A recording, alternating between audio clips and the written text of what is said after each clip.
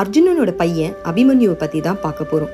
அவரு எவ்வளவுதான் திறமசாலியா இருந்தாலும் குருச்சேத்திர போர்ல அவரோட மரணம் எப்படி நிகழ்ந்ததுன்றத பத்தி பார்க்கலாம். அர்ஜுனனோட மனைவி சுபத்ரை அபிமன்யுவை சுமந்துட்டு இருக்கும் போது அர்ஜுனன் சுபத்ரை கிட்ட தன்னோட போர் நுட்பத்தை பத்தி தெளிவுபடுத்திட்டு இருந்தாரு.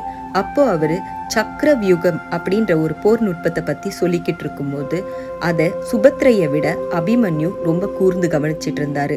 அப்போ சக்கர வியூகத்துக்குள்ள எப்படி போறது அப்படின்றத தெளிவுபடுத்திட்டு இருந்தாரு அர்ஜுனன். ஆனா அதுக்கப்புறம் சுபத்ரை தூங்குனதுனால அதுல இருந்து எப்படி வெளியில வரணும் அப்படின்றத அவர் சொல்லல. இதுக்கப்புறம் கொஞ்ச நாள் கழிச்சு அபிமன்யுவும் பிறந்து வளர ஆரம்பிச்சாரு. அவருக்கு 16 வயசு நிரம்பும் போது குருச்சேத்திர போர் ஆரம்பிச்சது. அதுல 13வது நாள்ல பாண்டவர்கள் எல்லாம் ஒன்னா இருந்தா அவங்கள அழிக்க முடியாது அப்படின்னு உணர்ந்த கௌரவர்கள் இதுல இருந்து அவங்கள அழிக்கிறதுக்காக சக்கர வியூகத்தை பிரயோகம் பண்ணலாம் அப்படின்னு முடிவெடுத்தாங்க. அர்ஜுனனுக்கு அந்த சக்கர வியூகத்துக்குள்ள உள்ள நுழையவும் தெரியும், வெளியில போகவும் தெரியும். அதனால அர்ஜுனனுடைய கவனத்தை இதுல இருந்து திசை திருப்பி அவரை வேற வழியில கொண்டு போயிட்டு மற்ற 4 பாண்டவர்களையும் இந்த சக்கர வியூகத்துக்குள்ள வர வச்சு கொல்லணும் அப்படின்னு முடிவெடுத்தாங்க. அவங்க திட்டப்படியே அர்ஜுனனை திசை திருப்பி சக்கர வியூகத்தை பிரயோகம் பண்ண ஆரம்பிச்சாங்க. இது தெரிஞ்சுக்கிட்ட பாண்டவர்கள் அர்ஜுனன் இல்லாம சக்கர வியூகத்தை நம்ம எப்படி உள்ள நுழைஞ்சு அவங்கள ஜெயிக்க போறோம் அப்படின்னு சொல்லிட்டு குழம்பி இருந்தாங்க.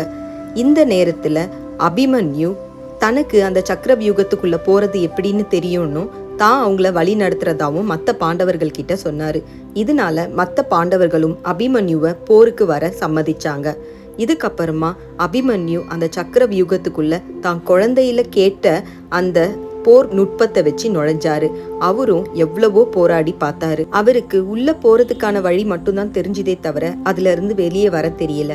இதை பயன்படுத்திக்கிட்ட கௌரவர்கள் எல்லாரும் மொத்தமா சேர்ந்து அபிமன்யுவை கொன்னுட்டாங்க. அபிமன்யு இறந்த விஷயம் அர்ஜுனனுக்கு தெரிய வந்தது. உடனே அர்ஜுனன் அந்த சக்கர வியூகத்துக்குள்ள வந்து இருந்த மற்ற பாண்டவர்கள் எல்லாரையும் காப்பாத்தி அபிமன்யுவோட உடலையும் கைப்பற்றினாரு. இந்த சம்பவம் குருச்சேத்திர போர்ல கௌரவர்கள் அழிவதற்கு ஒரு முக்கியமான காரணமா இருந்துச்சு. இந்த கதையில இருந்து நமக்கு என்ன புரியுதுன்னா, எந்த ஒரு விஷயத்தையும் முழுமையா கத்துக்கலன்னா நம்மளால அதுல வெற்றி பெற முடியாது.